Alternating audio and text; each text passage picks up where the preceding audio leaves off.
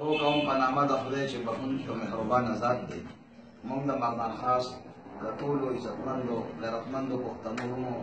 شکریا ادا کوو چې هرې مالې سره تعلق دی، ځکه چې هغوی زموږ په معمولي شان دعوت باندې سره دلته رالل او زموږ دا جلسې کامیابه کړه او موږ ټولو ملګرو له عزت راکړو. موږ د خپلې پارټۍ د ټولو تنظیمي ملګرو او کوم د پارټۍ د تنظیم نه بهر کوم ملګري دي د هغوی هم شکریا ادا کوم چې دې جلسې لپاره ډېره ستړې وکړه، ډېر محنت یې وکړو او دا ټول خلک چې څومره راغلل دا د ټولو ملګرو عزت و او دا د ټولو ملګرو په شریکه دا جلسه کامیابه کړه. نو موږ د ټولو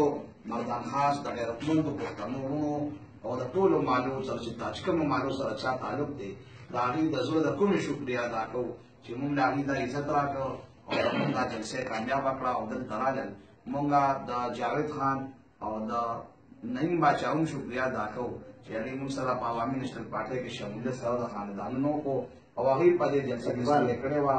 اقبال حاجي صاحب چې د درغو مالې دی دا هم شکریا ادا کوو ځکه چې هغوی په دې کې ستړې کړې وه، خپل کوښښونه یې کړي وو، ملګري راوستل او موږ سره د خاندانونو شامل هم شو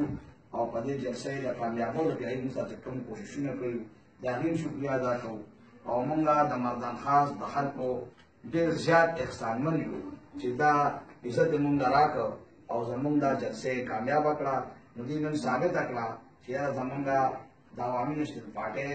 او حیدر خان سره مینه ده او څنګه چې دوی موږ سره مینه کړې ده او حیدر خان یې اوټ ورکړی دی او دوه درې پیرې یې زموږ پارټي په مردان خاص کې کامیابه کړې ده. موږ د دې نه انشاءالله دا امید او تمه لرو چې انشاءالله په راروان الیکشن کې بیا که خیري دا عزت دوی موږ له راکوي او دا پارټي به کامیابوي او د خپل ووټ به انشاءالله د لاټین په حق کې استعمالوي. ډېره ډېره مننه.